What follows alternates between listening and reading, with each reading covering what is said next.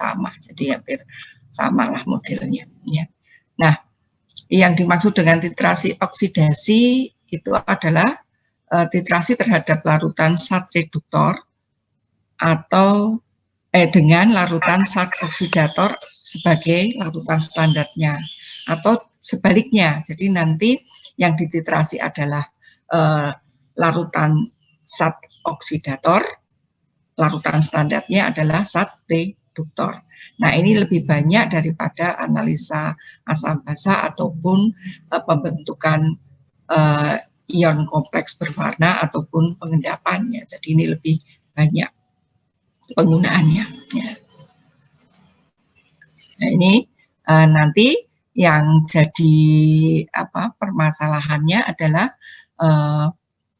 indikatornya ya. Jadi indikator di sini untuk indikator redox adalah indikator yang memiliki warna berbeda dalam bentuk teroksidasi maupun bila dia terreduksi. Nah, secara kualitatif persyaratan indikatornya untuk titrasi redox ini harus memiliki potensial oksidator yang terletak di antara potensial oksidasi larutan yang dititrasi. Jadi nanti menghitungnya menggunakan potensial arus nol, yaitu delta E ini ya. Nah, harga E0 itu ada dalam deret volta ya kalau kalian ingat.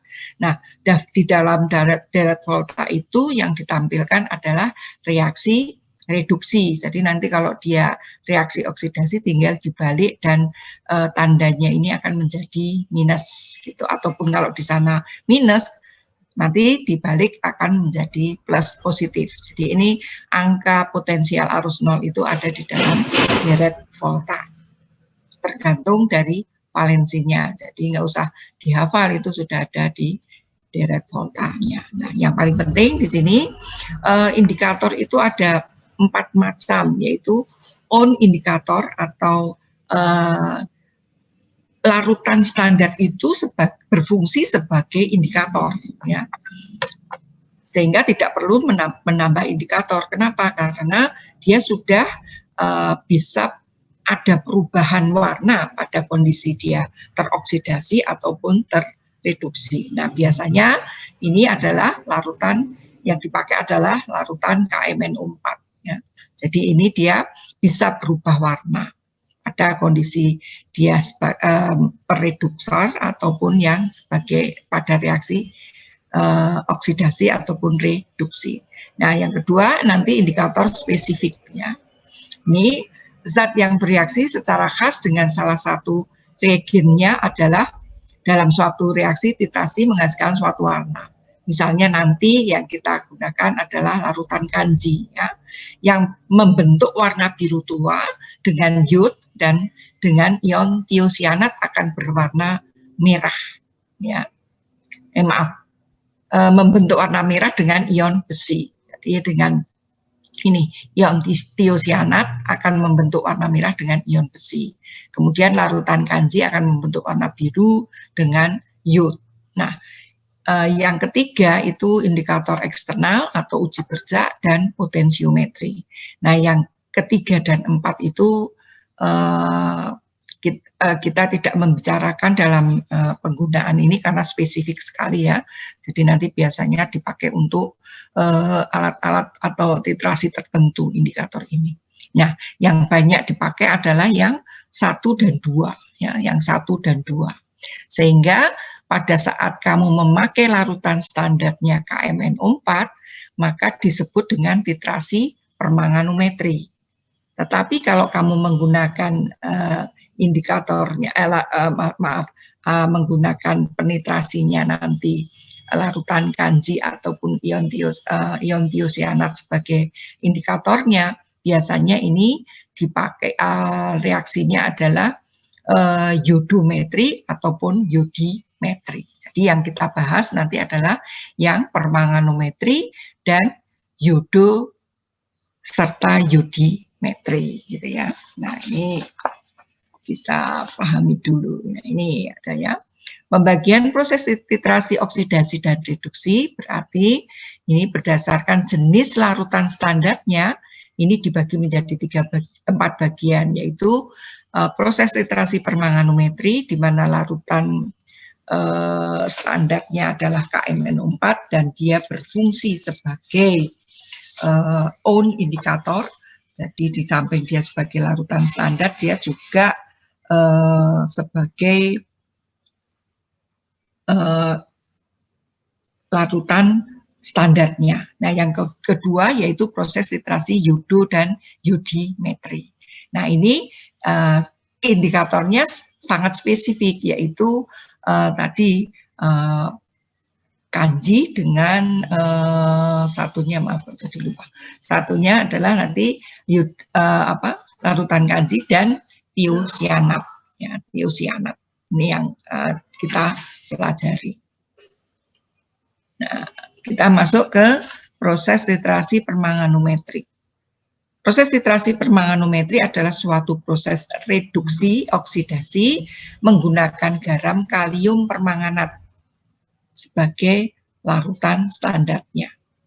Nah, garam kalium permanganat ini tidak dapat diperoleh dalam keadaan murni karena banyak mengandung oksidanya, yaitu MnO dan Mn2O3, sehingga tidak bisa digunakan sebagai larutan standar primer.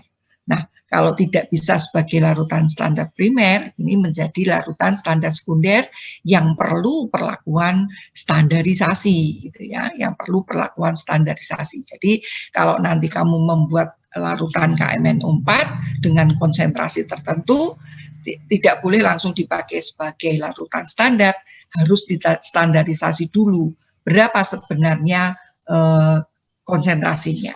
Jadi kalau hitungan nanti hitungannya atau saat membuat larutan itu keinginannya 0,1 N, nanti perlu distandarisasi sehingga kebenaran atau tepatnya konsentrasinya berapa itu adalah hasil perhitungan dari standarisasi, perlakuan standarisasi. Nah, ini cara pembuatan larutan KMNO4. Larutan KMN4 dibuat tidak hanya dengan melarutkannya dalam aquades, dia harus dilarutkan dalam air panas. Karena adanya sedikit zat organik dalam air yang menyebabkan terjadinya perolehan ion MnO4 negatif 1 menjadi oksidanya, sesuai dengan persamaan di bawah ini, yaitu MnO4 plus H2O menjadi MnO2 plus O2 dan OH negatif. Sehingga larutan standar KMNO4 ini dibuat dengan cara melarutkan garam KMNO4 itu dalam air panas. Setelah dilarutkan, setelah larut semua, kemudian dididihkan beberapa saat. Ya. Setelah larutan menjadi agak dingin, kemudian disaring untuk menghilangkan impurities yang ada atau yang pengotor yang masih tidak larut dalam aquades, sehingga nanti akan didapat larutan aquades yang tidak mengandung atau tidak ada pengotornya. Nah, ini karena dia mudah teroksidasi, maka ditempatkan dalam botol berwarna gelap. Jadi kalau kamu di lab itu ada botol bening, botol bening, dan satunya mesti ada botol kaca bening dan botol kaca yang gelap, biasanya coklat tua begitu. Nah, KMNO4 itu biasanya diletakkan atau disimpan dalam larutan tersebut, sehingga kamu perlu itu untuk menangani adanya cahaya dari luar, sehingga dia tidak mudah teroksidasi. Nah, mengantisipasi itu juga jangan terlalu banyak membuat larutannya. Jadi kita hitung keperluannya berapa untuk standarisasi. Kemudian baru diletakkan dalam botol berwarna coklat, gitu ya. Nah, ini yang perlu diketahui lagi, KMNO4 itu mempunyai, nanti kan ada perlakuan kita mau menghitung atau mengkonversikan dari grek ke mol atau dari mol ke grek sebaliknya, sehingga kita perlu mengetahui korelasi atau kesetaraan antara berat ekuivalen terhadap mol untuk KMNO4. Nah, larutan KMNO4 standar dapat digunakan dalam suasana asam, basa ataupun netral. Nah, Bila dalam suasana asam, misalnya H2SO4, maka berat ekuivalen KMNO4 itu sama dengan 1/5 mol. Atau 1 gram KMNO4 itu akan sama dengan 31,6 gram. Ya, ketemu molnya dulu, 1/5-nya, baru dikalikan BM dari KMNO4 atau bisa dihitung setara dengan 31,6 gram. Gitu ya. Jadi berat molekulnya KMNO4 dicari, ini kan 31,6 itu kan 1/5 kali BM KMNO4. Nah, reaksinya dalam asam adalah MnO4 negatif 1 menjadi Mn2 plus atau plus 2 gitu ya. Nah, dalam suasana basa, berat ekuivalen KMNO4 itu sama dengan 1/3 mol. Ya, sehingga 1 gram KMNO4 pada suasana basa itu setara atau sama dengan 52,7 gram. Reaksinya dalam basa adalah MnO4 negatif 1 sebanyak 4 mol menjadi MnO2 gitu ya. Nah, kalau kita pahami ini sebetulnya kan mensetarakan berat ekuivalen dengan mol itu untuk oksidasi reduksi itu kan menggunakan selisih bilangan oksidasi ya, selisih bilangan oksidasi selisih bilangan oksidasi. Kalau asam basa itu kan kesetaraan antara OH- dan H+. Nanti yang satu lagi yang pengendapan ya nanti setara dengan sepervalensinya.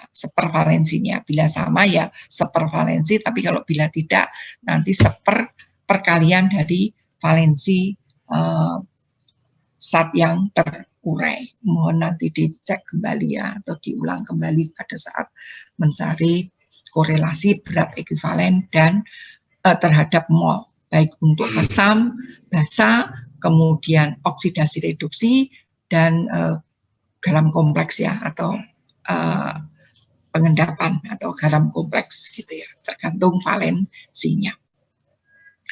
Nah, tadi sudah dikatakan bahwa KMNO4 itu bukan larutan standar primer, sehingga dia harus dilakukan standarisasi ya.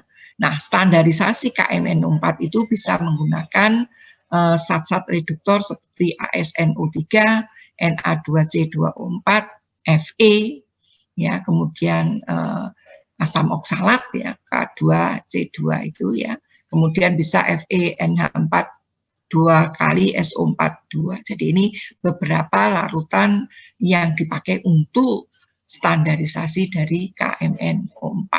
Nah, biasanya yang dipakai adalah yang natrium oksalat, biasa yang dipakai. Ya. Nah, cara menstandarisasinya, misalnya ini dengan menggunakan natrium oksalat, ya. Mula-mula berat natrium oksalat ya dipanaskan kurang lebih selama 2 jam, kemudian didinginkan di dalam eksikator. Nah, ini yang perlu dipahami, kenapa kok didinginkan dalam eksikator, karena tadi dia mudah teroksidasi, maka penimbangan itu sebaiknya kita melakukan dalam kondisi bahan itu pada suhu kamar. Jadi jangan panas-panas di timbang, nanti akan tidak teliti hasil penimbangannya, demikian pula akan merusak dari alat timbangan, sehingga untuk melakukan penimbangan karena tadi ada perlakuan memanaskan natrium oksalatnya, maka ada perlakuan harus didinginkan ya. Nah, baru setelah itu kamu mengambil 0,3 gram garam natrium oksalat kering. Nah, ini kering karena tadi sudah di oven, jadi untuk menghilangkan air ikatannya yang sebanyak 2 mol. Ya, ini kan garam oksalat yang rumusnya N2C2O4 2H2O, itu artinya ada ikatan molekul airnya ya, atau yang disebut dengan air ikatan sebesar 2 mol. Nah, ini harus dihilangkan supaya nanti hanya ada garam oksalatnya. atau yang disebut dengan Na2C2O4 kering. Kemudian sebanyak 0,3 gram itu dimasukkan dalam labu ukur yang ukurannya 250 ml. Dilarutkan dengan menggunakan H2SO4 ya. Konsentrasinya 2N. Ya. Mestinya ini akan menimbulkan panas reaksi ya, mengeluarkan panas. Sehingga harus didinginkan lagi ya, harus didinginkan. Sampai ini semua garam oksalatnya harus larut ya, jadi digocok gitu ya, digocok karena dia di dalam labu ukur, tidak bisa diaduk karena di dalam labu ukur itu kan performanya lehernya lubang atau inlet dari labu labu ukur itu kan kecil sehingga tidak bisa diaduk, lehernya panjang, jadi kamu gocok ditutup baru digocok. Sehingga upayanya untuk membuat garam oksalatnya larut.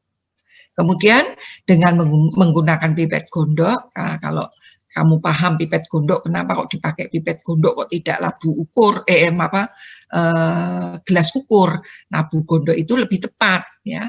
Labu gondok itu ukurannya ya tertentu 10 mili, 25 mili, kemudian ada yang 15, nah kamu milih yang 25 mili, jadi satu ukuran. Sampai tanda batas kamu ambil dengan menggunakan bolpet, bantuan bolpet bisa diukur 25 ml ya. Larutan oksalat tersebut. Kemudian masukkan dalam Erlenmeyer volume 250, setelah itu dipanaskan gitu ya.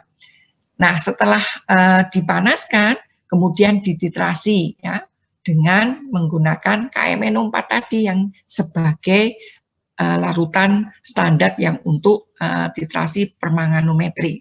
Jadi ini yang titerannya adalah KMNO4, yang dititrasi adalah garam oksalatnya, walaupun ini perlakuan standarisasi KMNO4 ya. Nah, nanti dihitung setelah terjadi perubahan warna menjadi ungu yang tidak hilang, dihitung volumenya berapa. Setelah dihitung volumenya berapa, kamu lakukan 2 atau pengulangan 2 atau 3 kali. Nanti volume yang digunakan KMNO4-nya dicatat sebagai rata-rata, kalau 3 kali ya dibagi 3. Nah, volume KMNO4 kita sudah tahu, kemudian tadi volume garam oksalatnya Na2C2O4-nya 25 mili ya. Nanti akan bisa dihitung kesetaraannya dengan menggunakan V1N1, V2N2, maka KMNO4-nya ini bisa dihitung kebenaran konsentrasinya. Ya, ini adalah perlakuan standarisasi. Nah, setelah melakukan perlakuan standarisasi ini perhitungannya, maka kesetaraan tadi ya 0,3 gram natrium oksalatnya molnya akan bisa dihitung, yaitu 0,3 dibagi PM-nya, ya, 2,239 mol. Nah, ini harus diubah dalam grade, ya, di mana nanti satu grade-nya untuk Na2C2O4 itu akan sama dengan setengah mol, ya, sehingga grade-nya akan sama dengan 2 kali dari mol yang didapat, atau sebanyak 4,478 miligram. Nah, kalau yang diambil tadi hanya 25 mili, maka keberadaan konsentrasinya, miligramnya akan sama dengan 25 per 250. 250 itu apa? Yaitu tadi pada saat kamu melakukan pembuatan larutan asam oksalat, yaitu sebesar 250 mili. Jadi ada pengenceran sebesar 10 kali atau 0,1, sehingga miligram dari C2O4 yang diambil 25, maka miligramnya akan ketemu 0,4478 karena ada pengenceran sebesar 10 kali. Nah, kita kalau begitu mau menghitung berapa normalitas dari KMNO4, yaitu setara dengan tadi natrium oksalat yang digunakan untuk menstandarisasi. Maka normalitasnya akan sama dengan 0,4478 miligram ya per volume. Ya, berapa volumenya? Tergantung dari volume dari yang kamu gunakan. Ini adalah standarisasi dari KMNO4. Mudah-mudahan paham ya. Jadi ini nanti penerapannya untuk titrasi permanganometri itu untuk penetapan besi, nanti contohnya ada di bawah. Kemudian yang kedua nanti untuk penetapan senyawa MnO2 dalam garam atau mineral pirolusit. Ya, jadi ada dua penerapan titrasi permanganometri, yaitu dipakai untuk menentukan atau kadar besi dan penetapan MnO2 dalam pirolusit. Ya, sampai di sini paham mengenai permanganometri? Jadi permanganometri itu masuk dalam titrasi oksidasi reduksi, di mana indikatornya adalah own indikator. Artinya larutan standar itu bisa berfungsi sebagai indikator sendiri tanpa ditambah indikator. Nah, karena dia yang biasa digunakan adalah KMNO4, karena KMNO4 itu bisa berubah warna untuk membantu visual, yaitu perubahan warna pada suasana asam ataupun basa, maka KMNO4 di samping berfungsi sebagai larutan standar, dia juga berfungsi sebagai indikator. Hanya saja KMNO4 bukan larutan standar primer, yaitu larutan standar yang sekunder yang harus dilakukan standarisasi, biasanya menggunakan garam natrium oksalat. Ya, penggunaannya yaitu untuk menganalisa Fe, kemudian yang kedua untuk menganalisa MnO2 dalam garam mineral pirolusit. Ya. Paham ya sampai di sini?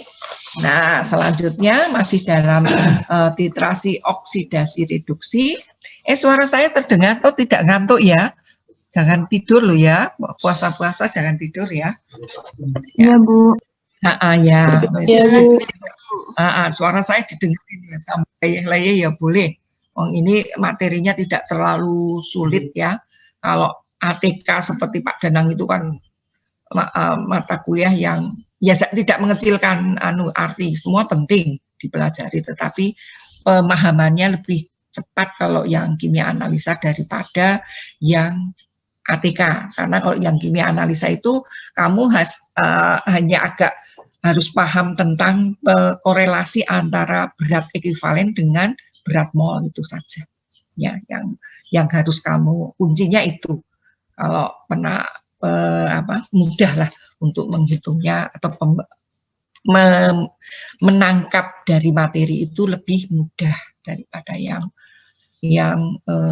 ATK. Ya, tapi didengarkan suara saya. Kemudian yang kedua yang kita pelajari yaitu indikator yang spesifik ya. Tadi indikator yang spesifik. Nah, prosesnya itu ada dua, yaitu titrasi iodometri dan yodimetri.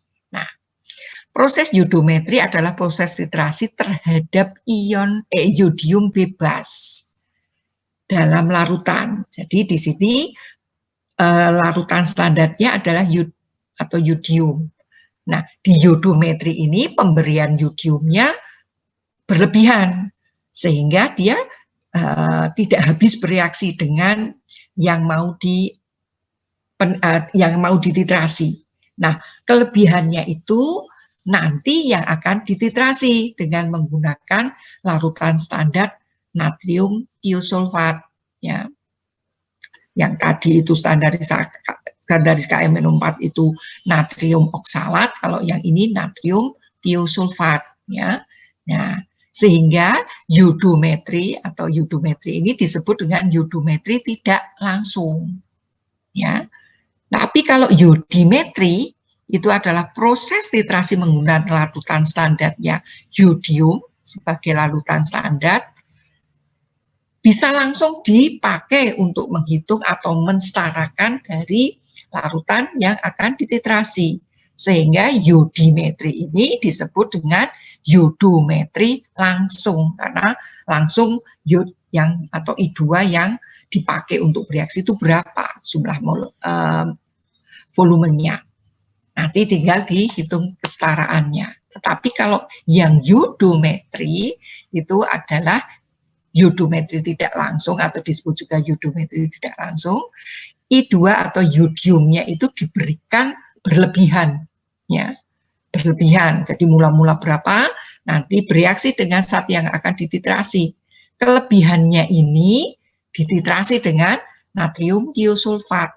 Sehingga kalau kita mau mensetarakan berapa konsentrasi dari larutan yang akan dianalisa itu sama dengan miligrad dari yodium mula-mula dikurangi miligrad dari titrasi yang dipakai, yaitu natrium tiosulfat yang dipakai untuk menitrasi kelebihan dari yodiumnya.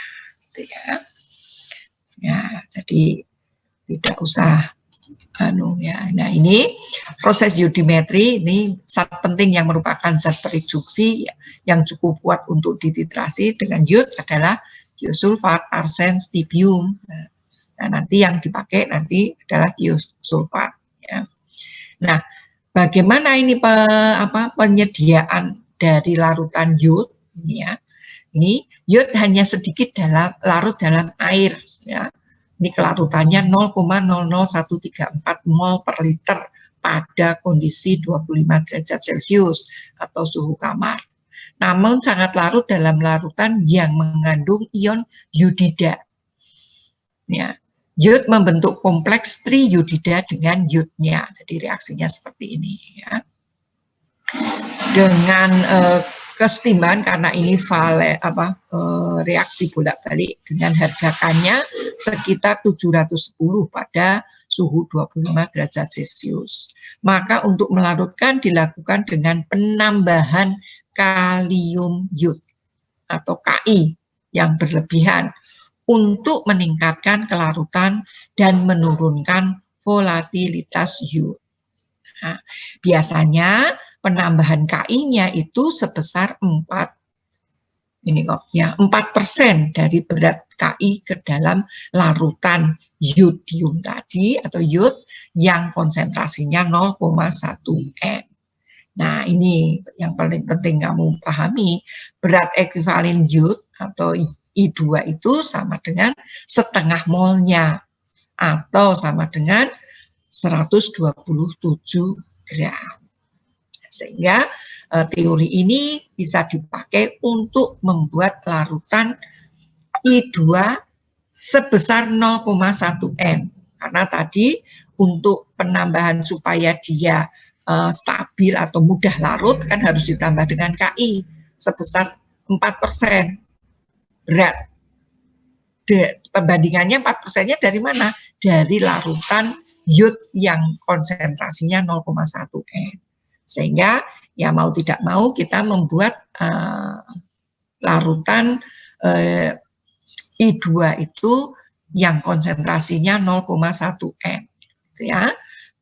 Caranya ini larutkan 20 gram Ki, ya 4% dari ini ya 127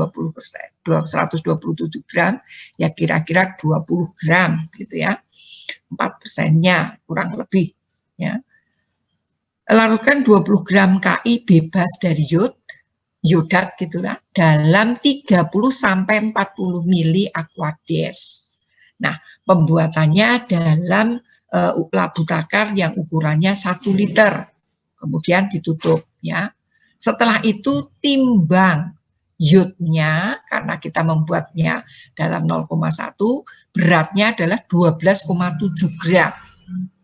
Kemudian kristal itu masukkan dalam larutan atau dalam labu takar yang 1 liter tadi, yang sudah berisi tadi 20 gram Ky dan 40 mili Aquades.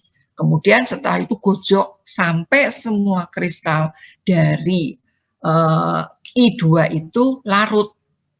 Nah, setelah itu diamkan ya, tambah Aquades sampai tanda batas, kemudian didinginkan atau dibiarkan dalam suhu kamar.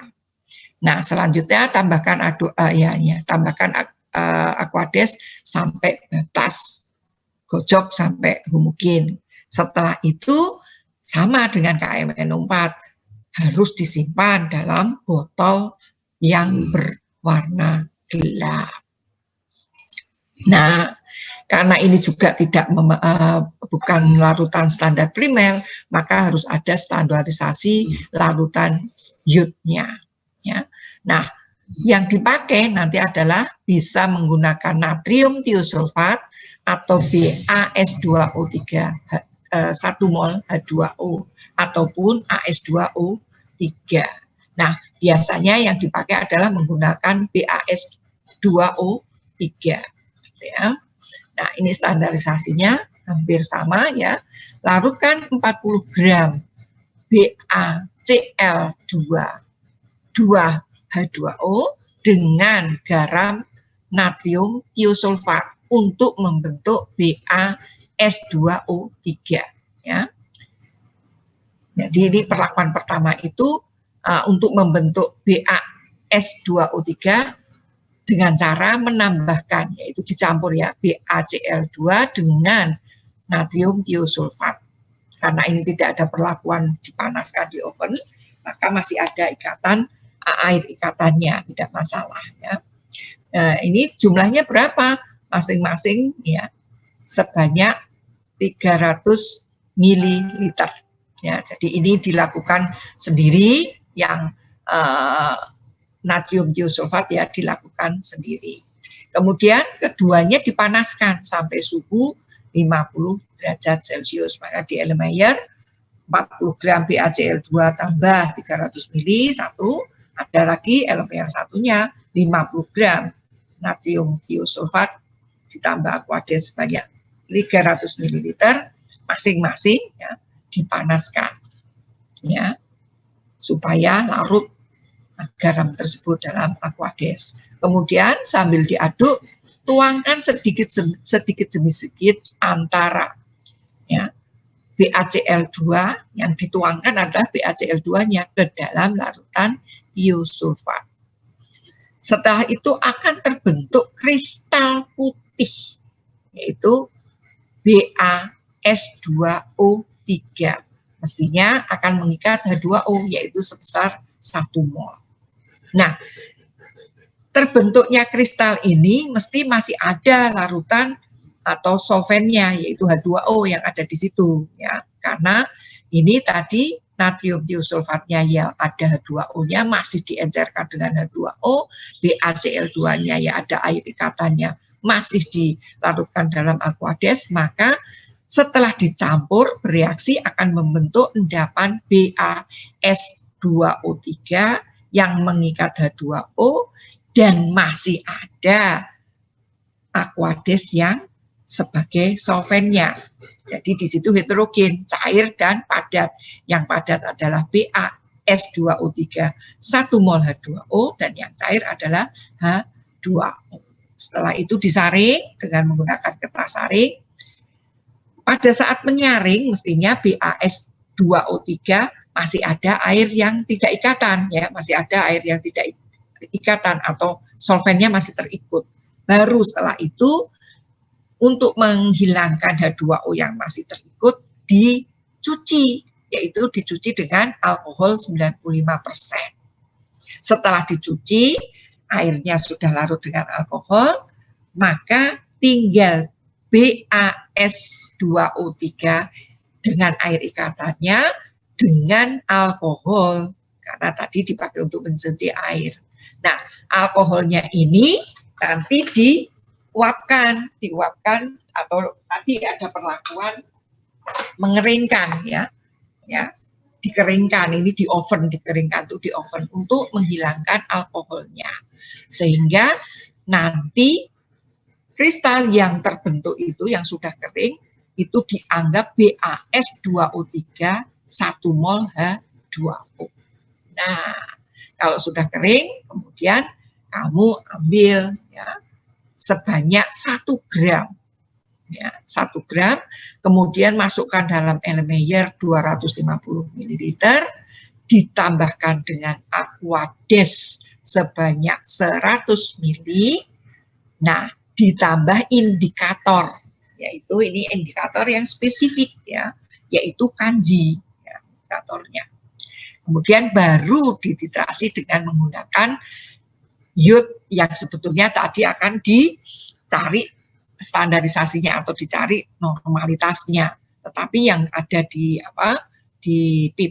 di buretnya adalah iodnya, larutan iodnya.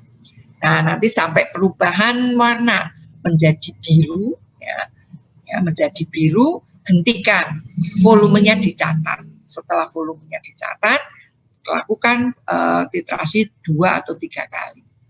Nah, nanti akan bisa dihitung. Jadi 1 mili larutan iod 1N setara dengan 0,2675 gram BaS2O3. Ini adalah kesetaraan dengan menggunakan rumus V1N1, P2N2. Nah, ini hasil dari perlakuan titrasinya.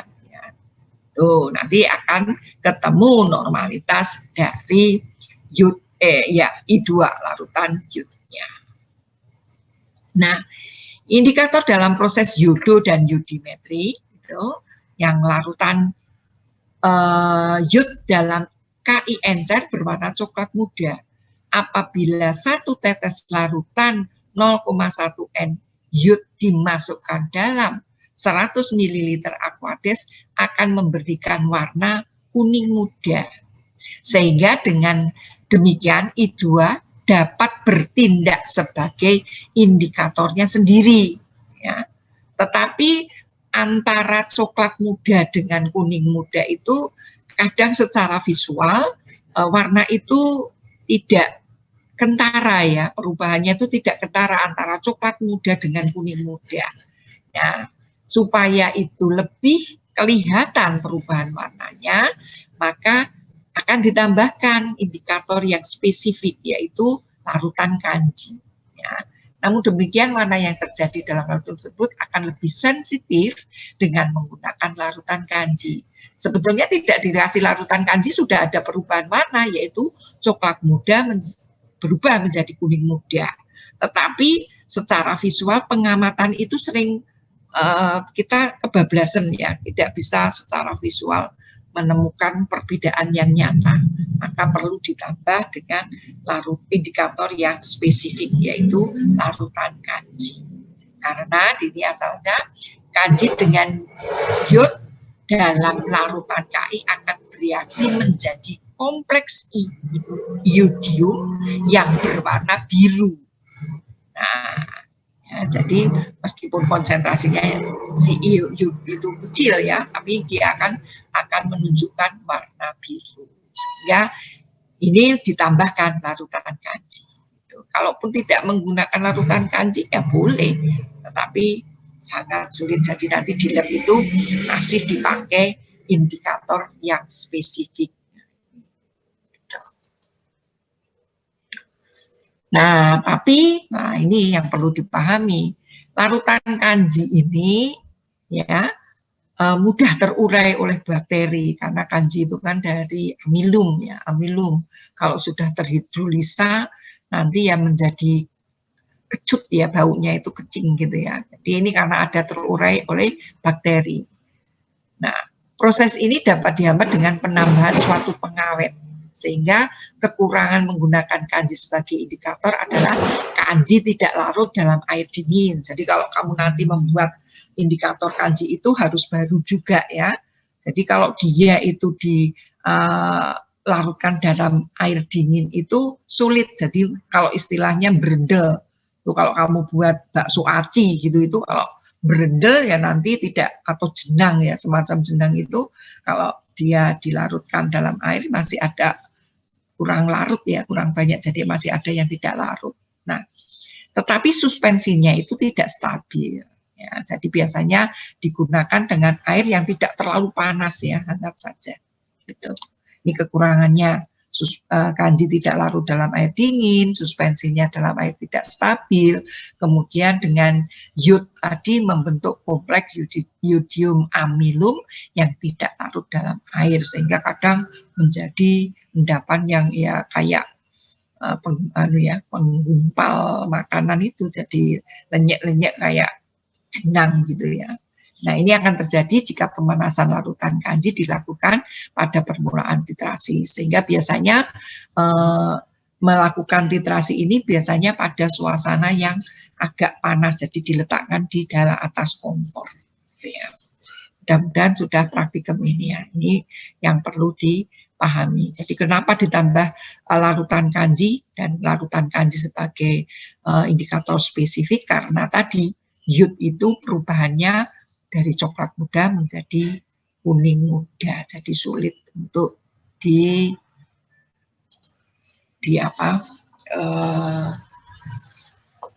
diamati gitu ya.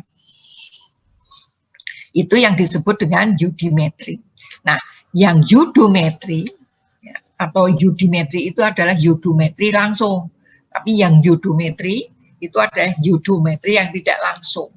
Nah, tidak langsungnya apa?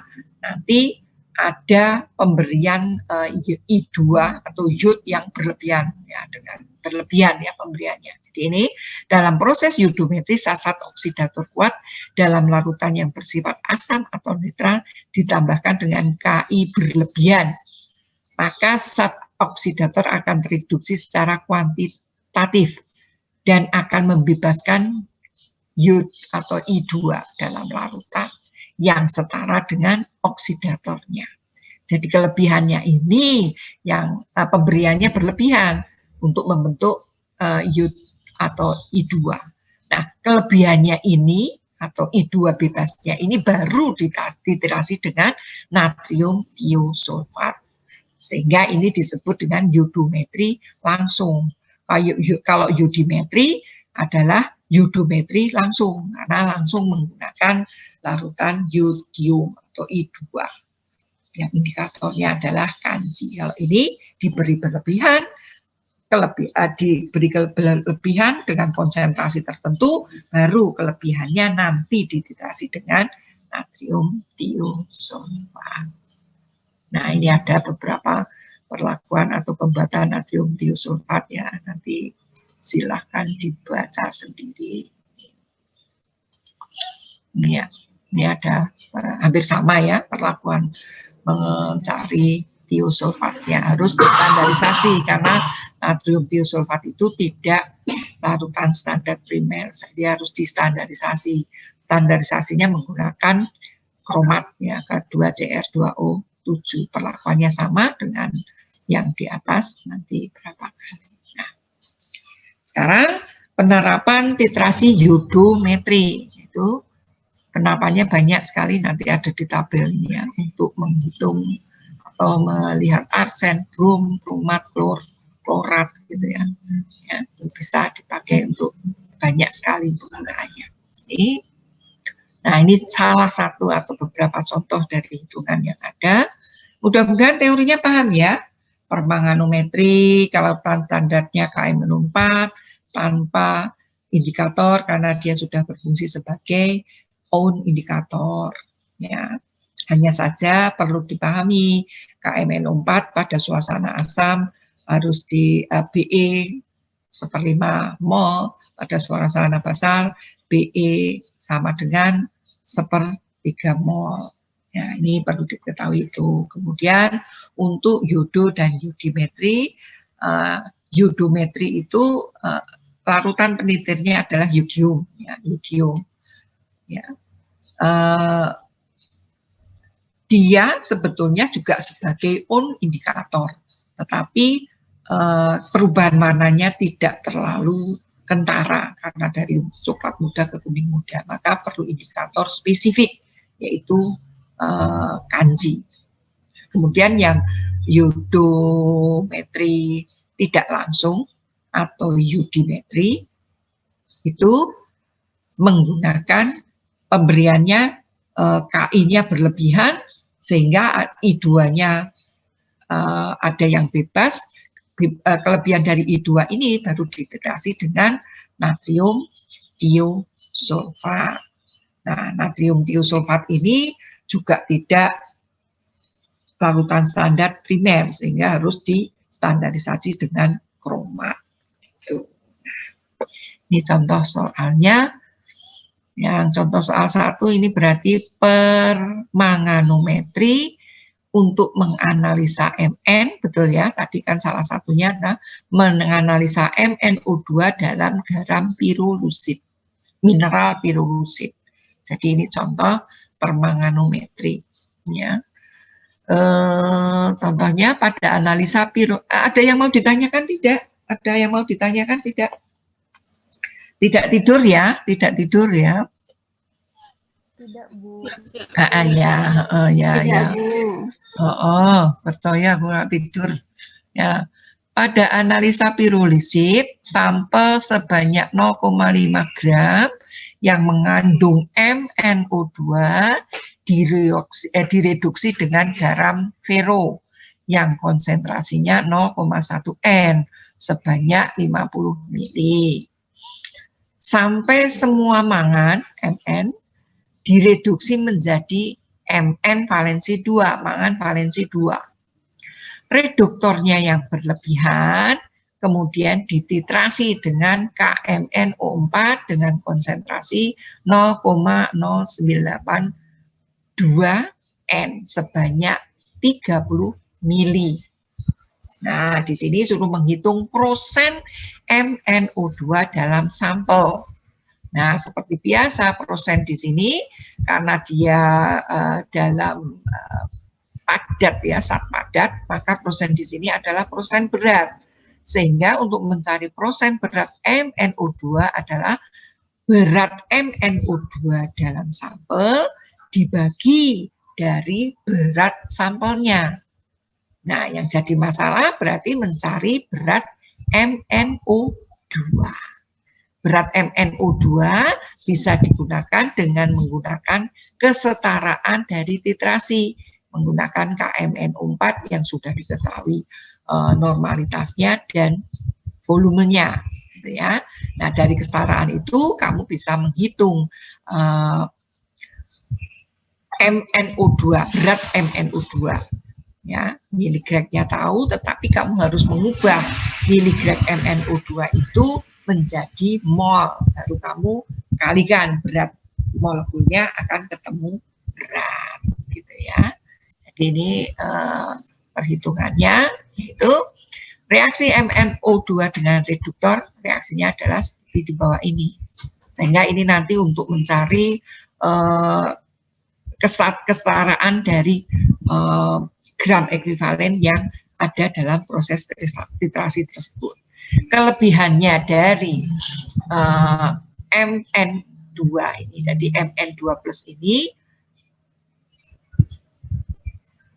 direaksikan, reaksi kelebihan reduktor dengan jadi kelebihan dari Fe-nya ini direaksi dengan MnO4.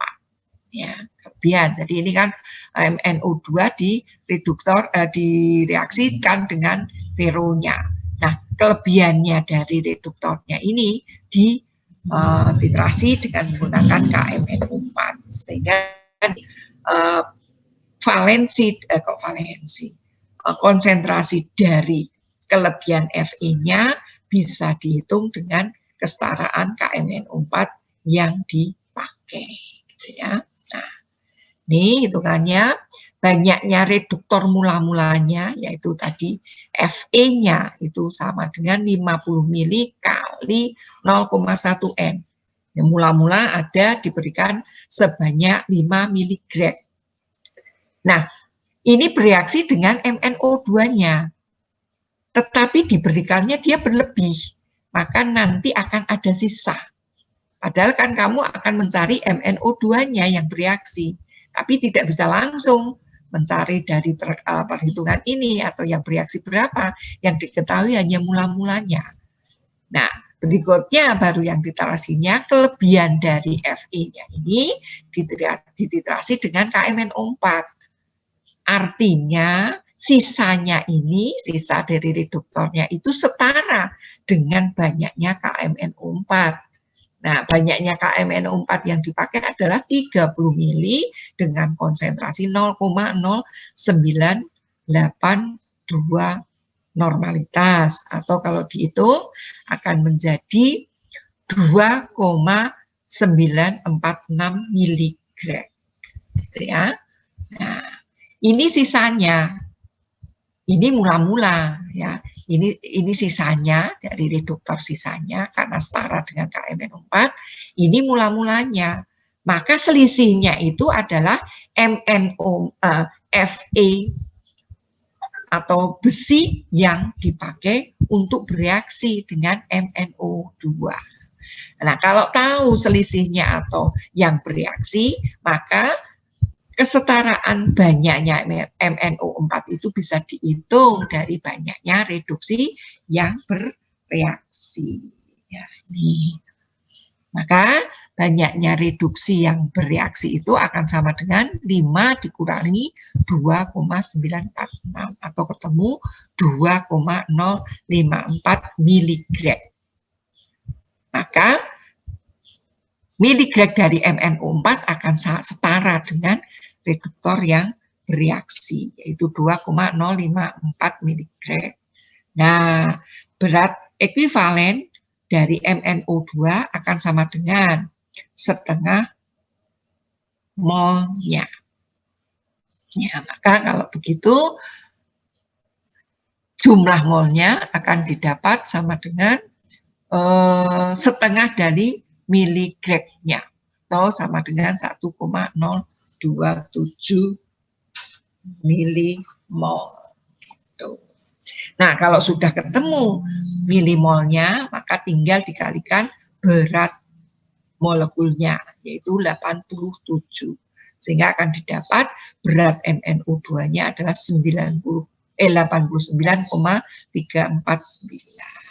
Nah, kalau dicari prosen MnO2-nya ya tinggal dibagi dengan sampelnya, maka akan ketemu 17,8698%. Jadi itu ya. Jadi menghitungnya sangat mudah, yaitu dengan kesetaraannya. Tetapi yang menjadi sering lupa itu adalah mengubah kesetaraan berat ekuivalen dengan molnya. Ini mohon diperhatikan ya. Mohon diperhatikan, kuncinya adalah kesetaraan dari masing-masing. Ini kan MnO2 itu kan reduktor, jadi nanti mengubah BE ke molnya tergantung dari selisih bilangan oksidasinya. Ada yang mau ditanyakan? Ada yang mau ditanyakan? Ada yang mau ditanyakan? Kalau ini nanti nomor gimana? Halo? Oh belum ya, tapi jelas ya, yang saya jelaskan. Jelas ya? Jelas, Bu. Jelas, ya, mudah dipahami. Kalau saya bilang ini mudah dipahami. Nanti ini juga ini berarti kalau yang ini adalah iodometri tidak langsung, karena ada penambahan atau pemberian KI yang berlebihan, ya, KI yang berlebihan, kemudian kelebihannya KI itu distandarisasi dengan Na2S2O7. Ini contohnya. Sebanyak 0,31 gram garam kalium iodida kotor setelah dilarutkan dalam aqueous ditambah 1 milimol kromat ya, dan 20 ml H2SO4 6E. Kemudian larutan dididihkan untuk menghilangkan I2-nya yang terjadi. Larutan yang mengandung kelebihan kromat ya, setelah didinginkan akan ditambahkan KI berlebihan. Nah, karena ini berlebihan, maka untuk mengetahui yang bereaksi, karena mula-mulanya ini yang bereaksi, ini distandarisasi dengan natrium tiosulfat yang volumenya yang dipakai untuk titrasi 12 ml, konsentrasinya 0,1 m. Ini hampir sama juga. Lalu kok ada yang suara glujek-glujek gitu, siapa itu? Ya, ini reaksinya Ki dengan kalium kromat dan H2SO4 membentuk ya I2 gitu ya. Kemudian kromatnya ya ditambah dengan I plus H plus nanti akan membentuk ya ini kelebihannya I2. Nah, I2 kelebihannya ini akan dititrasi dengan natrium tiosulfat. Nah, nanti ini reaksi ini menunjukkan kesetaraannya. Jadi natrium tiosulfat yang dipakai 12 ml ya. 12 ml. Normalitasnya 0,1 sehingga ini miligregnya akan ketemu 1,2 miligreg. Ini setara dengan kelebihan I2 yang dipakai tadi atau kromat yang dipakai ya, kelebihan kromatnya akan sama dengan ini karena ini setara dengan tadi I2 ini setara dengan natrium tiosulfat yang dipakai. Nah, kalau ini ketemu I2-nya, maka kromat yang berlebihan pun akan bisa dihitung, yaitu sama dengan Na2SO2 O3 yang digunakan. Nah, padahal kromat yang ditambahkan mula-mula itu ada 1 milimol. Nah, ini diubah ya, berat ekuivalennya untuk kromat itu nanti untuk 1 mol sama dengan 3 miligreg atau 1 berat ekuivalen sama dengan 1/3 mol gitu ya, atau 1 mol akan sama dengan 3 miligreg. Sehingga karena ini yang dipakai 1,2 itu adalah kelebihan dari kromat yang dipakai, maka kromat yang bereaksi dengan Ki-nya itu akan sama dengan 3 min 1,2 ya, atau sama dengan 1,8 miligreg. Nah, ini 1,8 miligreg itu kromatnya itu akan setara dengan Ki yang bereaksi di situ, sehingga Ki-nya bisa dihitung keberadaan Ki yang ada di dalam sampel, yaitu sama dengan kromat yang dipakai untuk bereaksi. Maka Ki-nya akan ketemu miligregnya, yaitu 1,8 miligreg. Untuk mencari beratnya ya tinggal dikalikan berat molekulnya. Setelah ketemu berat molekulnya, maka akan didapat persen beratnya, gitu ya. Nah, nanti kadang di dalam sampel itu ada 2 senyawa. Nah, kalau ada 2 senyawa, kamu harus menghitungkan awal mulanya, misalnya A plus B, gramnya dalam sampelnya sebanyak 0,2, maka senyawa A itu dimisalkan dulu beratnya. Nah, nanti senyawa B-nya tinggal selisihnya, baru nanti dihitung miligregnya, nanti akan ketemu kesetaraannya. Kalau kebetulan ini hanya 1 ya, hanya 1, jadi tidak terlalu sulit gitu. Ada yang mau ditanyakan? Nanti dilihat ya contoh-contoh yang ada di sini, ataupun di handout-nya Bu Wahyu itu ada pekerjaan atau contoh-contoh soal. Silakan kamu pelajari ya.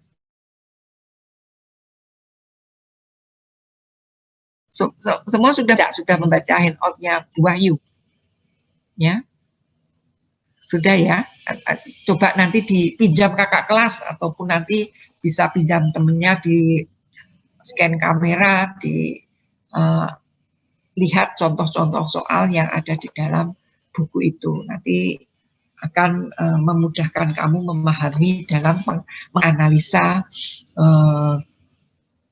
garam yang ada dengan menggunakan titrasi oksidasi reduksi KNNO4 atau permangano ataupun yodo dan yodimetri. Kalau yang kemarin kan pengendapan ya, pengendapan zat warna juga ya hampir sama lah, hampir sama hitungannya.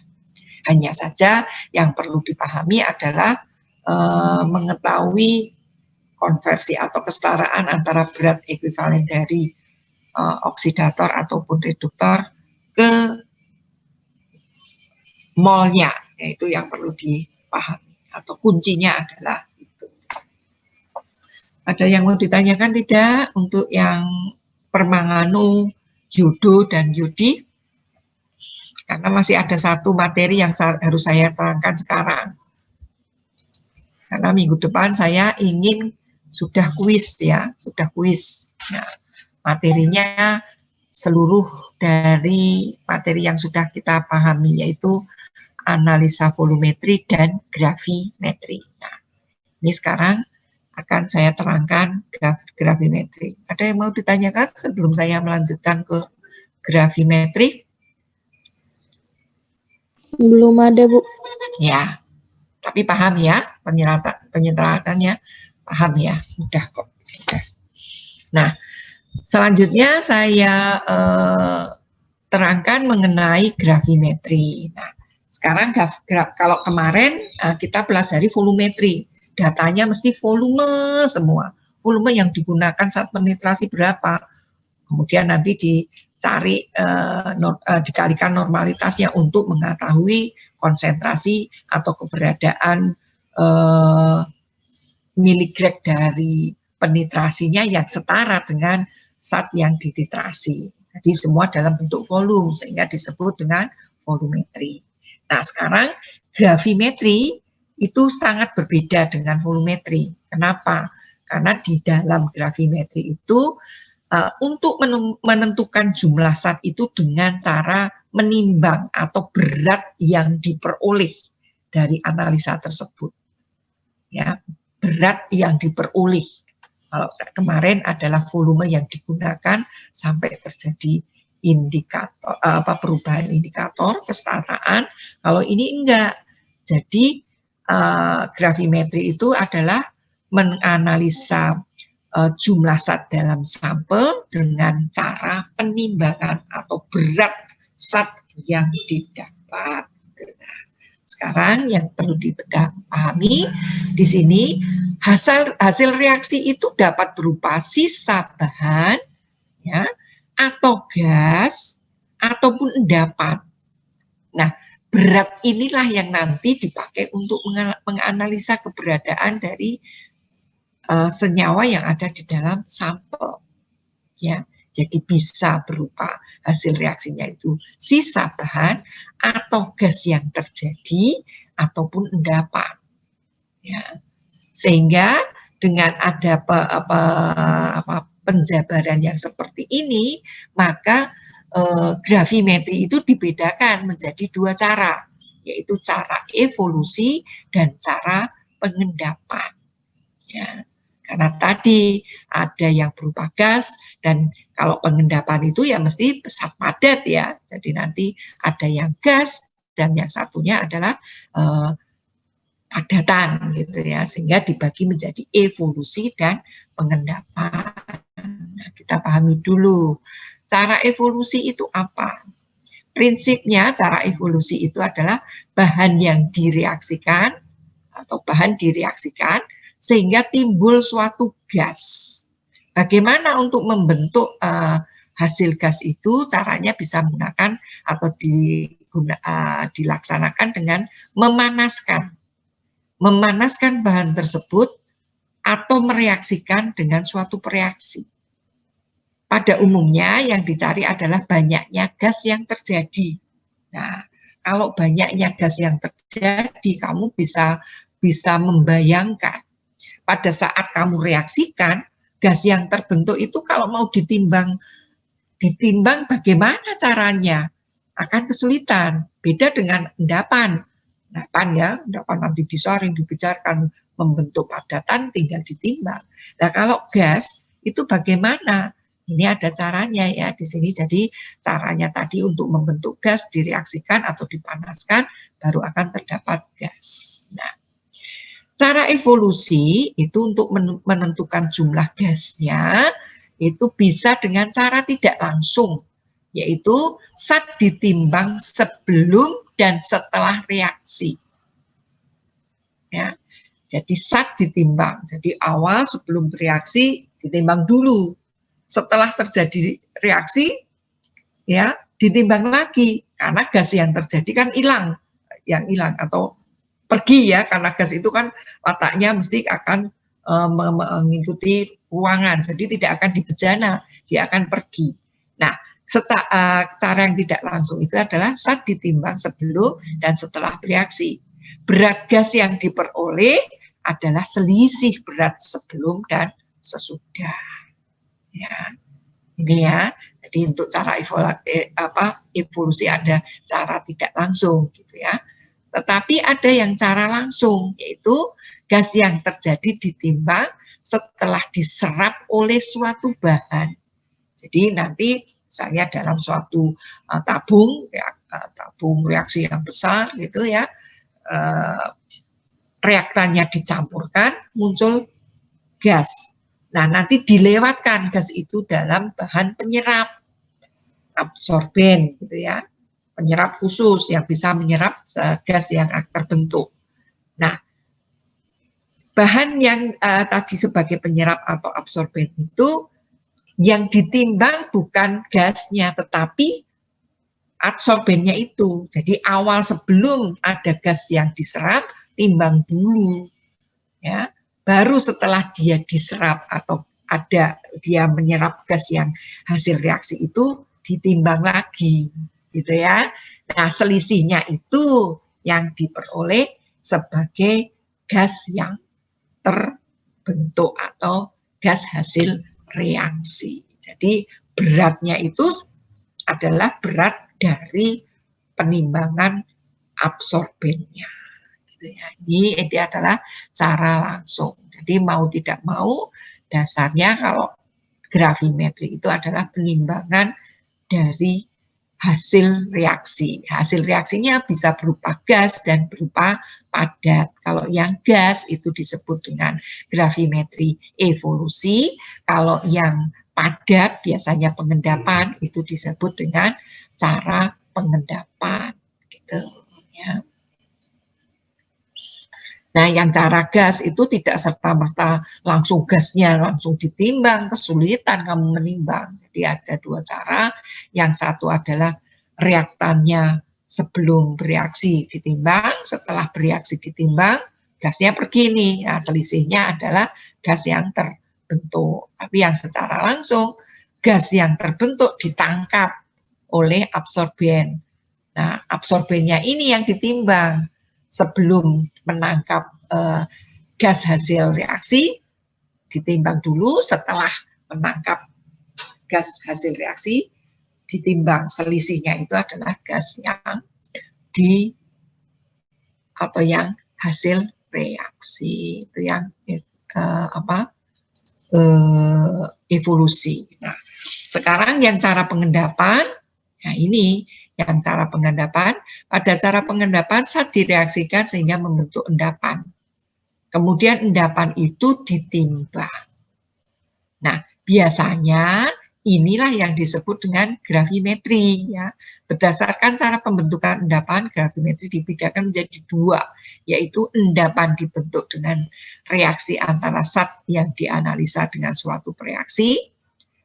Jadi endapannya nanti bisa berupa anion, kation, ya. Nah, ini yang disebut dengan gravimetri. Tapi bisa juga endapan itu dibentuk dengan cara elektrokimia. Nah, cara ini yang disebut dengan elektrogravimetri. Ya, sama nanti kation, anion. Nah, yang biasa digunakan adalah yang gravimetri yang ini, yaitu cara pengendapan. Ini yang biasa dipakai untuk menganalisa.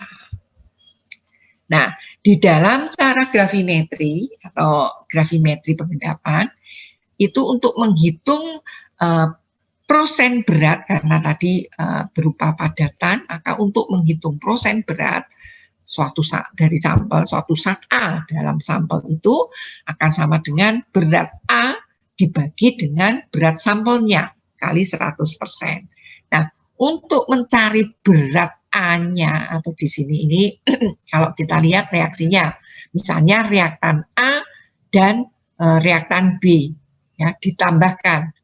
dia akan membentuk hasil suatu senyawa baru, yaitu A dengan koefisien reaksi A kecil, R kecil. Karena koefisien reaksi dari reaktan AA, koefisien reaksi dari reaktan R itu R. Sehingga AR ini adalah endapan. Nah, nanti yang ditimbang itu adalah AR ini. AR ini, jadi senyawa AR. Padahal di dalam analisanya kamu harus mencari harga A-nya. Ada keberadaan A dalam sampel. Maka berarti untuk mencari berat A ini akan sama dengan berat endapan dikalikan faktor gravimetri. Ya. Paham ini? Kalau mencari prosennya adalah prosen berat A dibagi berat sampel, tetapi hasil analisanya adalah beratnya adalah berat endapan yang bentuk senyawanya adalah AR. Padahal yang mau dicari adalah berat A. Maka mencari berat A-nya adalah berat endapan AR ini dikalikan faktor gravimetri. Nah, apa itu faktor gravimetri?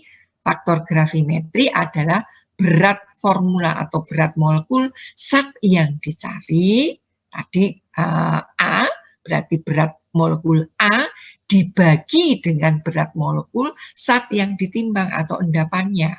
Atau kalau tadi di contoh reaksi berarti BM dari AR. Ini yang disebut dengan faktor gravimetri. Sehingga berat zat yang dicari adalah berat penimbangan atau berat endapannya dikalikan faktor gravimetrinya.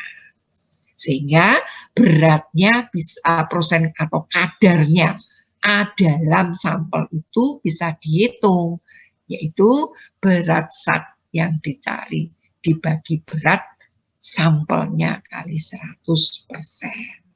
Di mana berat A-nya akan sama dengan berat endapan kali faktor gravimetrinya. Sehingga kadarnya bisa dihitung. Gitu ya. Nah, ini yang jadi masalah kalau di sini nanti adalah bukan konversi BE menjadi mol, tetapi justru penentuan faktor gravimetrinya, gitu ya. Ini sudah. Nah, ini contohnya. Misalnya endapannya adalah AgCl. Yang dicari kadar Cl. Maka berat AgCl, ya kan? Berat AgCl kali faktor, kalau mau mencari Cl-nya berarti berat Cl sama dengan berat AgCl kali faktor gravimetrinya. Nah, faktor gravimetrinya di sini Cl di AgCl itu 1, ya, maka 1 Cl per AgCl. BACL dibagi BM AgCl.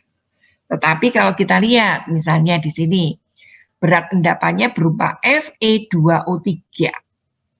Ya, yang mau dicari adalah kadar Fe-nya.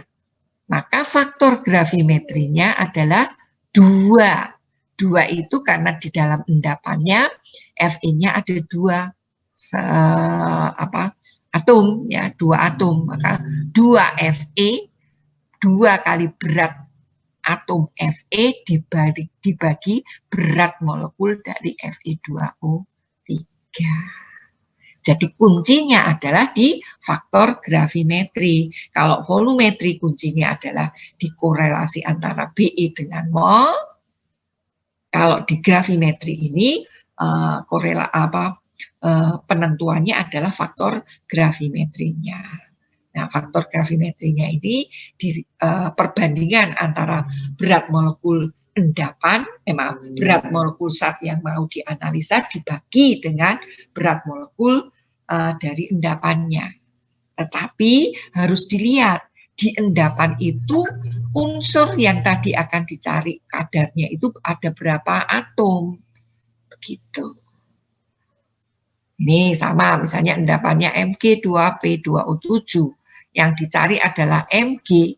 Nah, di dalam endapan itu Mg itu ada 2 atom, maka 2 kali berat atom Mg dibagi berat molekul dari Mg2P2O7. Inilah yang menjadi kunci dalam mencari beratnya itu. Nah, ini contohnya. Misal yang diketahui kadar NaCl-nya dalam garam dapur. Ingin diketahui kadar NaCl dalam garam dapur. Gitu ya. Nah, NaCl-nya direaksikan dengan AgNO3 supaya membentuk endapan. Ya. Sehingga reaksinya nih NaCl plus AgNO3 menjadi AgCl plus NaNO3. Nah, nanti ini kan disaring, ditimbang ya. Dihitung beratnya atau berapa berat AgCl-nya. Nanti kan didapat berat endapan AgCl. Ya. Maka kalau mau mencari berat NaCl akan sama dengan berat endapan AgCl kali faktor gravimetrinya.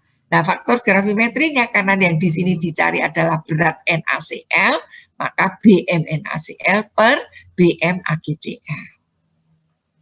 Ya. Tetapi kalau yang mau dicari misalnya itu Cl-nya, maka berat Cl itu adalah berat endapan AgCl kali faktor gravimetrinya. Faktor gravimetrinya apa? Cl yang dalam endapan AgCl itu satu atom, berarti BaCl dibagi Bm AgCl.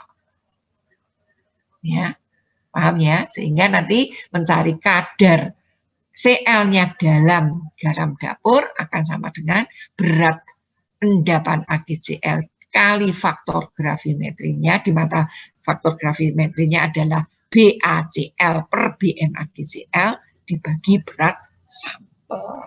Jadi kuncinya adalah faktor gravimetri. Paham sampai di sini? Nah, ini yang perlu dipahami lagi. Tadi sudah tahu kita menghitung. Nah, pada saat membentuk endapan, tadi reaksi antara A dan F, antara sampel dengan pereaksinya, direaksikan akan membentuk endapan. Itu tidak secara tiba-tiba membentuk endapan atau membentuk kristal. Nanti bentuknya macam-macam, bisa endapan atau serbuk, bisa juga berbentuk kristal. Nah, pembentukan padatan atau endapan ataupun kristal itu memerlukan waktu. Jadi jangan serta-merta begitu langsung ketemu terus langsung disaring, ya belum akan terbentuk endapannya. Jadi ditunggu ya. Nah, endapannya ditunggu sampai terbentuk sempurna. Ya. Nah, ini.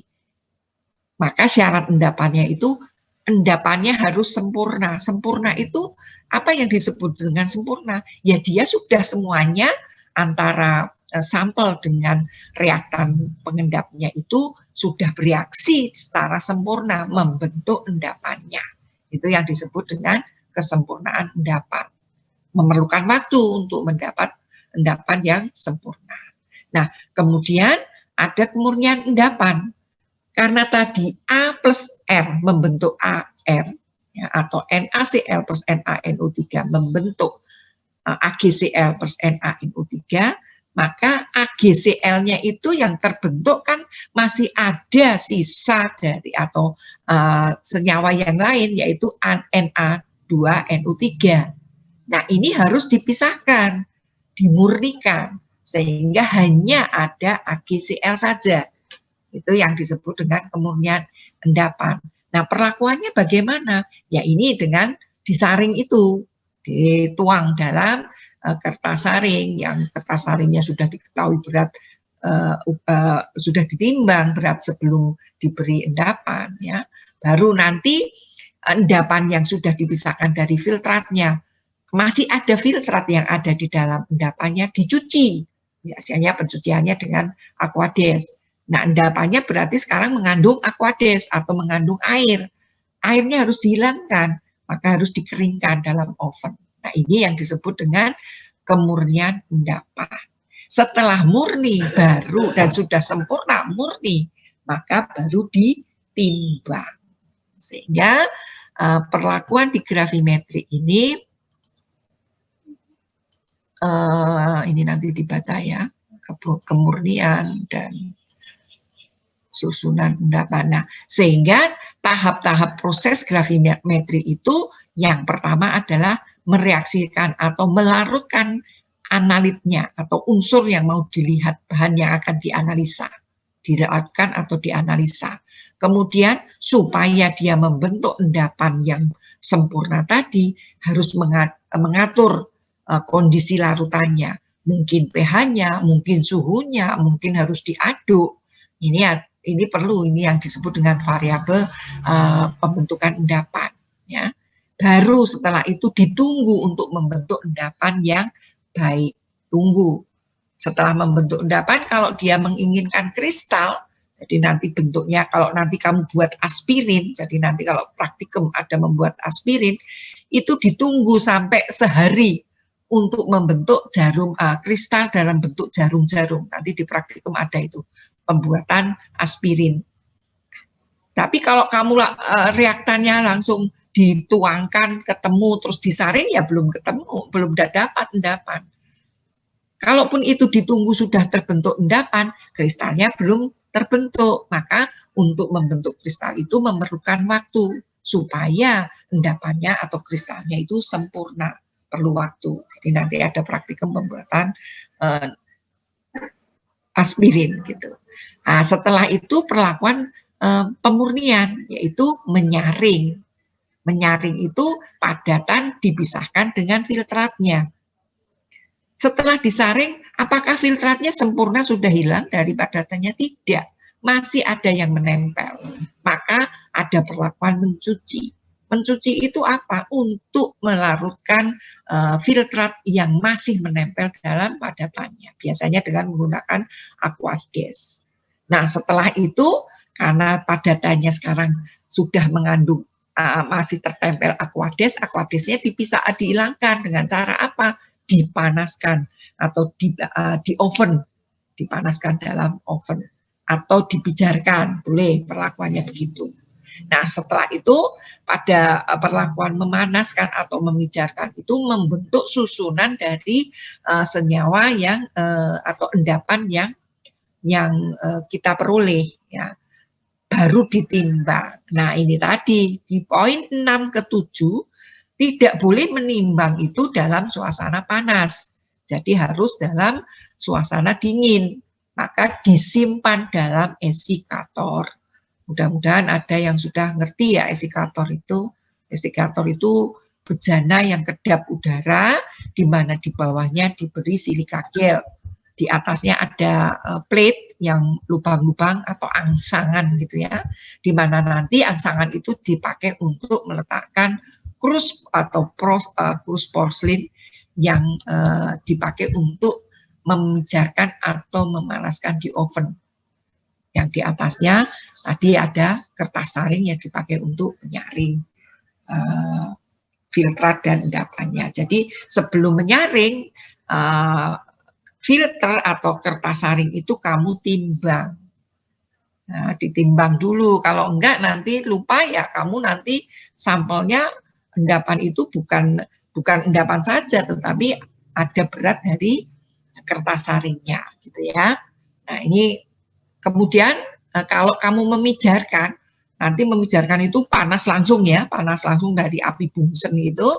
Nah, nanti dipilih kertas saringnya bukan kertas saring biasa, kertas saring yang bebas abu. Jadi begitu dipijarkan, dia sudah menyublim, jadi berubah menjadi gas. Jadi tidak ikut menambah berat dari padatannya. Jadi harus diingat-ingat, kalau ada perlakuan memijarkan, pilih kertas saring yang bebas abu. Tetapi kalau hanya memanaskan atau menghilangkan H2O yang di oven saja, kamu harus tidak perlu memilih yang bebas abu. Nah, penimbangan di sini, nah perlakuan 7 itu penimbangan harus penimbangan yang konstan. Berat yang diperoleh adalah berat konstan. Apa artinya? Jadi nanti penimbangannya berkali-kali ya, mungkin 3-4 kali, dihentikannya kalau sudah konstan, bila penimbangan terakhir, selisih berat penimbangan terakhir dengan berat penimbangan sebelumnya itu kira-kira 0,01 1% atau 0,0001. Jadi hampir sama ya, tetapi masih ada selisih boleh, tetapi tidak lebih ya, tidak 0,2. Kalau 0,2 ya terlalu masih berat gitu ya. Masih ada perubahan, tidak konstan beratnya. Jadi ini penimbangannya harus penimbangan konstan. Ini nanti macam-macam endapan juga ada di sini diterangkan. Coba pelajari sendiri, ada endapan kasan, endapan bak, ada endapan spesifik, ya, jarum gitu ya, seperti yang tadi saya terangkan. Nah, ini pencucian, di saat pencucian itu kan fungsi pencucian itu melarutkan dari filtrat yang ada dalam endapan. Nah, ini jangan mencucinya langsung ya, misalnya 100 mili Aquades langsung disokke dalam corong pemisah, memisahkannya nanti dalam corong pemisah ya. Mudah-mudahan yang sudah pernah melakukan penyaringan paham ya, kertas saringnya dibagi 4, kertas saring yang ada itu dalam bentuk bulat ya, lingkaran ya, lingkaran nanti dilipat segi 4, jadi nanti membuat sudut sekitar 90 derajat ya, baru nanti dimasukkan dalam corong, dibasahi Aquades, baru untuk menyaring. Nah, setelah disaring, filtratnya sudah keluar semua, baru dicuci. Jangan kamu ojrok-ojrok dengan pengaduk atau alat yang lain, nanti kertas saringnya bedol atau robek gitu ya. Jadi ini perlakuannya harus teliti gitu. Nah, mencucinya tentunya semakin banyak air pencucinya semakin bagus. Tetapi jangan kamu tuangkan sekali, misalnya 100 ml terus kamu tuangkan sekali gitu, jangan. Itu tidak efektif. Lebih baik 100 ml dilakukan dalam penyaringan 5 kali gitu ya. Sehingga ini akan lebih baik. Gitu ya, hasilnya dari pencucian atau filtrat yang larut dalam air pencuci akan lebih banyak, sehingga murni padatan yang akan didapat. Gitu. Ini penyaringan sudah, tadi saya bilang kertas saring ya, kertas saring yang dipakai ada kertas saring yang bebas abu, ada juga nanti kalau hasil reaksinya berupa gel, maka kamu menggunakan cawan porselin yang berpori yang dibantu dengan pompa vakum untuk menyedotnya, memisahkan padatan yang nanti berupa gel dengan filtratnya. Bantuannya seperti itu. Kalau dengan kertas saring nggak bisa lama.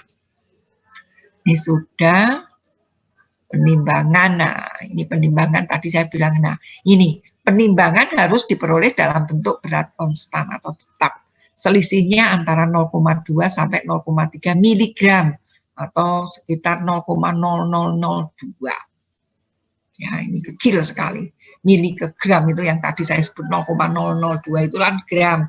Kalau miligram ya 0,2. Jadi ya sangat kecil atau mendekati sama dari penimbangan terakhir dengan sebelumnya. Nah, itu nanti tinggal penerapannya ya sama di dalam beberapa ini. Contohnya, sampel seberat 0, sekian gram dari garam klorida, ya tadi sudah ya, dilarutkan dalam air dan kloridanya diendapkan dengan menambahkan AgNO3 berlebihan. Endapan AgCl disaring, dicuci, dikeringkan. Berat yang diperoleh adalah sekian. Ya. Hitunglah persen Cl dalam sampel.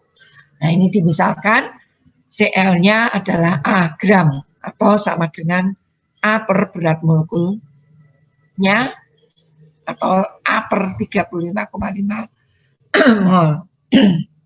Nah, dari hasil reaksinya AgNO3 plus NaCl, misalnya dalam bentuk NaCl ya garamnya, akan membentuk AgCl. Nah, ini 1 mol setara dengan ya 1 mol Cl setara dengan 1 mol endapannya. Sehingga banyaknya mol Cl akan sama dengan banyaknya mol AgCl. Nah, beratnya yang berat si sopo itu endapannya 0,7134. Maka molnya ya tinggal dibagi BM-nya.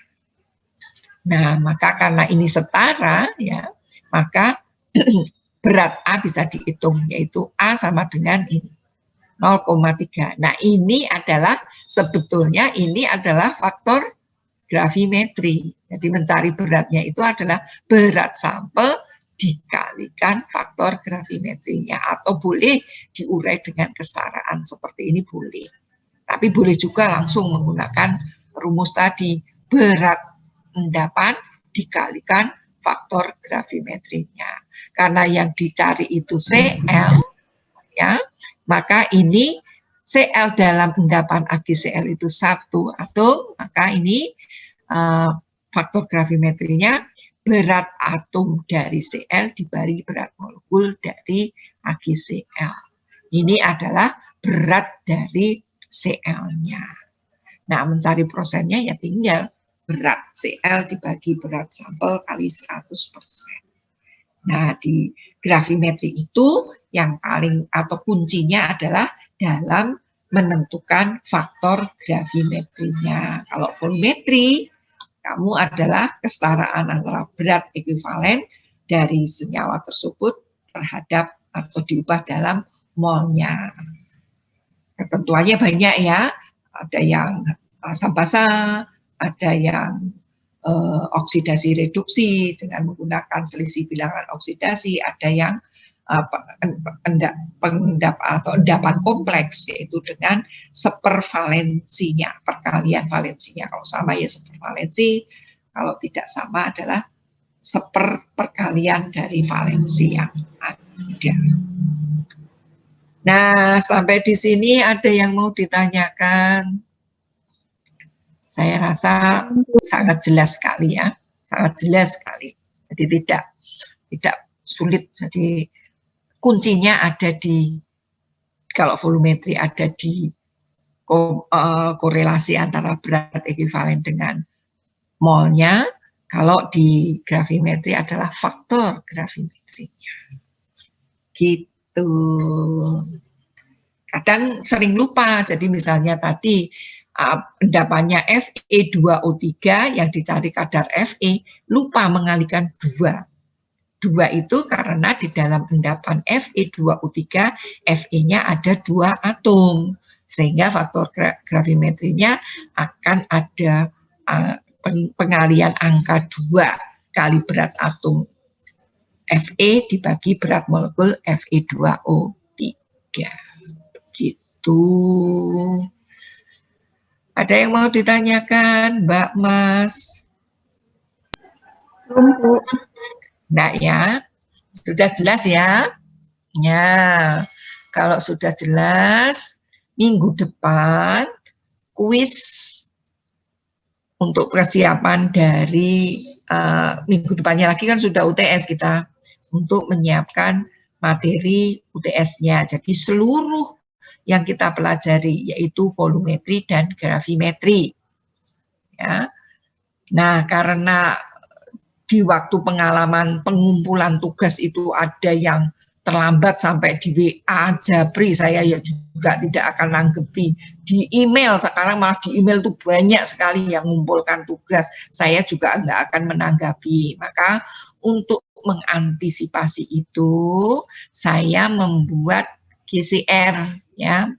Silakan gabung di GCR yang alamatnya sudah saya berikan. Untuk mengantisipasi nanti pekerjaan ya mulai dari kuis besok, silakan kamu mengumpulkan di 2 folder, di Sepada dan di GCR. Karena kalau di Sepada itu kalau sudah saya kasih tenggang, aturannya kan 30 menit ya setelah selesai ujian. Nah, kalau setelah 30 menit itu kamu sudah tidak bisa mengumpulkan. Ya. Sehingga kamu mesti Japri, mohon maaf, mohon kebijakan. Nah, daripada saya juga rasanya kok nggak enak, nggak ya, jadi saya mengantisipasi dengan membuka GCR. Kalau di GCR itu walaupun dikasih tenggang, dikasih batas waktu 30 menit dari ujiannya, kamu masih bisa mengumpulkan. Tetapi di dalam GCR itu ada catatannya, terlambat berapa menit. Nah, terlambat itu bisa memberikan kebijaksanaan saya mestinya akan beda dengan yang tepat waktu ya, tetapi kamu masih bisa saya nilai dengan tadi semakin lambatnya semakin setahun ya, mestinya tentunya akan ada pengurangan nilai gitu, tapi masih bisa masuk. Tapi kalau di Sepada sudah tidak. Nah, mohon kamu nanti gabung dalam GCR yang linknya sudah saya berikan.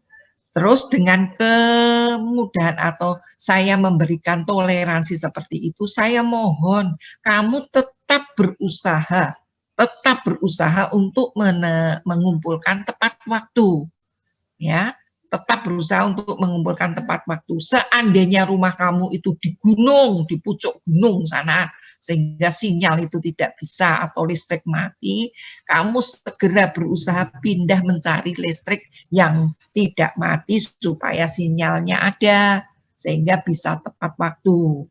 Saya pernah di semester kemarin itu ada mahasiswa yang dengan berusaha sekuat tenaga listrik mati, dia langsung bilang sama saya di WA, Bu, listrik mati, tapi dia berusaha untuk mencari di Klaten itu dia berusaha mencari Indomaret Indomaret ya nggak apa-apa menyebut Indomaret, mencari Indomaret dengan cara dia bercerita membeli Aqua dan mengerjakan di Indomaret itu untuk bisa mengerjakan dan bisa mengupload jawaban di waktu yang tepat. Jadi usahanya kan luar biasa.